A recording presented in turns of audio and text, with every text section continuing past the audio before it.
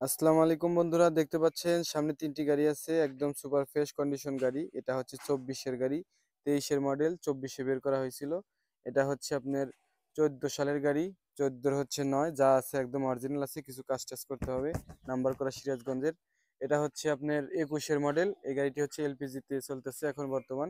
চাইলে কিন্তু আপনার সিএনজি করে নিয়ে চালাতে পারবেন।